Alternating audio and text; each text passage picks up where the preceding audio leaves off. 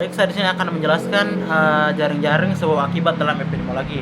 Jaring-jaring sebab akibat adalah role model yang digunakan dalam epidemiologi untuk memahami hubungan kompleks antara berbagai faktor yang berkontribusi pada munculnya penyakit. Seperti itu. Lanjut pada yang kedua, yakni penyebab multifaktoral. Penyebab ini ada 3. Yang pertama, agen penyebab. Agen penyebab yang dimaksud adalah virus, bakteri, jamur, dan parasit. Hal-hal tersebut dapat menginfeksi tubuh dan menyebabkan penyakit.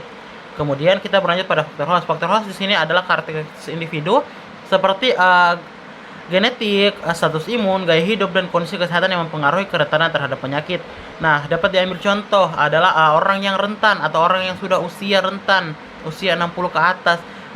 Mereka adalah orang yang sistem kekebalan tubuhnya sudah tidak sekuat manusia-manusia dengan usia-usia produktif seperti 27 tahun, 28 tahun, seperti itu. Kemudian yang ketiga adalah faktor lingkungan. Faktor lingkungan di sini mencakup beberapa aspek. Yang pertama, aspek fisik dan sosial seperti sanitasi, polusi, iklim, dan akses terhadap fasilitas kesehatan dan kondisi sosial ekonomi yang mempengaruhi penyebaran penyakit. Kenapa dimasukkan? Karena memang kondisi sosial ekonomi sangat mempengaruhi terhadap kondisi kesehatan seseorang, dikarenakan apabila seseorang memiliki kondisi sosial ekonomi yang baik, maka dia akan mudah mendapatkan fasilitas kesehatan berbanding terbalik dengan orang-orang dengan sosial ekonomi yang bawah. Namun sekarang pemerintah sudah mengupayakan yang dengan adanya BPJS seperti itu. Akhirnya orang-orang dengan sosial ekonomi ke bawah dapat mengakses fasilitas kesehatan dengan lebih mudah, seperti itu. Lanjut pada yang selanjutnya adalah interaksi antar faktor. Yang pertama, faktor lingkungan. Faktor lingkungan adalah sanitas. Dapat diberikan contoh, sanitas yang buruk dapat meningkatkan paparan terhadap agen penyakit serta meningkatkan risiko infeksi. Kemudian faktor host. Faktor host di sini adalah individu dengan sistem imun yang lemah lebih rentan terhadap penyakit, terutama jika mereka terpapar agen penyakit di lingkungan yang tidak sehat. Seperti itu. Dapat diambil contoh adalah pemukiman dekat kanal. Maka dapat dipastikan bahwa apabila kanal tersebut kotor atau tidak dijaga kebersihannya, maka akan menyebabkan kondisi lingkungan sangat tidak baik untuk kesehatan. Seperti itu. Kemudian agen penyebab. Agen penyebab di sini dapat dipengaruhi oleh faktor lingkungan seperti yang telah dibahas tadi, adalah faktor lingkungan seperti kelembapan, suhu, dan keberatan faktor. Nah, suhu. Orang-orang yang berada di suhu dingin cenderung akan selalu lebih banyak makan karena untuk menjaga agar tubuhnya tetap hangat. Kemudian seperti itu. Kemudian faktor-faktornya adalah kelembapan. Nah, kelembapan di sini dapat membantu faktor-faktor seperti virus, bakteri, dan lain-lain agar dapat bertahan hidup dan berkembang biak, seperti itu.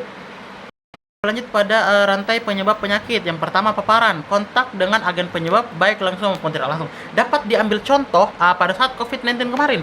COVID-19 kemarin paparan yang dapat paparan secara langsung adalah secara bersentuhan, dan yang tidak langsung adalah secara ketika seseorang batuk atau mengeluarkan dari tubuhnya sehingga terkena dengan orang lain. Kemudian yang nama infeksi. Ini berkesinambungan dengan yang tadi karena infeksi agen penyakit sudah masuk ke dalam tubuh dan mulai berkembang biak, seperti itu. Ketika dapat diambil contoh kembali kepada COVID-19 kemarin, ketika seseorang terkena paparan langsung maupun tidak langsung, maka ketika virusnya masuk ke dalam tubuh, maka akan mulai menginfeksi dan berkembang biak. Kemudian penyakit. Nah, hasil dari infeksi tadi adalah gejala penyakit yang muncul seperti dapat juga dicontohkan pada COVID-19 kemarin adalah batuk, terus tidak bisa merasakan makanan dan seperti itu. Lanjut pada model komprehensif. Yang pertama, kompleksitas. Nah, penyakit seringkali disebabkan oleh banyak faktor yang saling berinteraksi, bukan hanya satu faktor tunggal. Kemudian dinamika. Dinamika yakni jaring-jaring sebab akibat mempertimbangkan bagaimana berbagai faktor dapat berubah dan saling mempengaruhi seiring waktu. Kemudian yang ketiga, konteks. Nah, konteks di sini adalah model yang membantu memahami berbagai faktor tersebut yang dapat berbeda dalam konteks lingkungan, sosial, budaya yang berbeda, seperti itu. Intervensi. Yang pertama, pencegahan, yakni menghilangkan atau mengurangi paparan agen penyakit melalui sanitasi yang baik serta air yang bersih. Kemudian perawatan di sini adalah memberikan pengobatan yang tepat untuk mengobati penyakit dan mengurangi gejalanya. Kemudian yang ketiga adalah rehabilitasi. Dapat diambil contoh bagi seorang pengidap narkoba, seperti itu. Apabila dia direhabilitasi, maka dapat membantu mengurangi kecanduan akan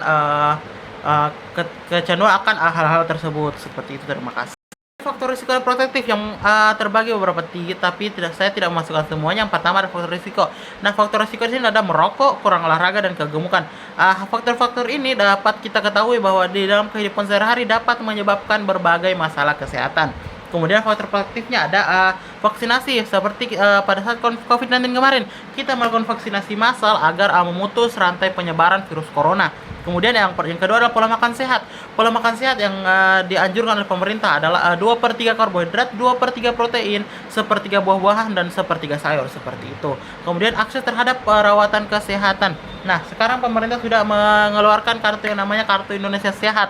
Nah, kartu ini dapat dipakai bagi masyarakat dengan sosial ekonomi ke bawah untuk mendapatkan fasilitas kesehatan yang mumpuni di rumah sakit maupun puskesmas terdekat. Kemudian adalah kompleksitas penyakit non menular. Nah, yang pertama ada genetika.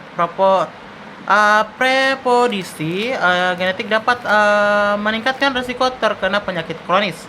Karena apabila seseorang dari ibu ke anaknya atau dari ayah ke anaknya dapat menurunkan penyakit-penyakit yang dapat diturunkan seperti kanker payudara dan lain sebagainya. Kemudian gaya hidup di sini atau lifestyle sangat berpengaruh terhadap kondisi kesehatan manusia, dikarenakan apabila sekarang dapat diambil contoh sekarang itu sedang marak-maraknya anak muda yang suka minum minuman manis dan kurangnya olahraga seperti itu, dan dapat menyebabkan yang namanya penyakit-penyakit yang dapat menimbulkan seperti penyakit diabetes dan lain sebagainya. Kemudian faktor lingkungan di sini sangat berpengaruh terhadap kondisi kesehatan, karena polusi udara, paparan bahan kimia, dan faktor lingkungan dapat mengakibatkan penyakit kronis seperti ketika paparan udara rokok dapat mengakibatkan kepada perokok pasif dapat merasakan hal yang lebih fatal daripada perokok aktif, karena dia hanya menghirup tanpa mengeluarkan asap tersebut. Seperti itu dapat mengakibatkan penyakit-penyakit kronis seperti kanker dan lain sebagainya. Terima kasih.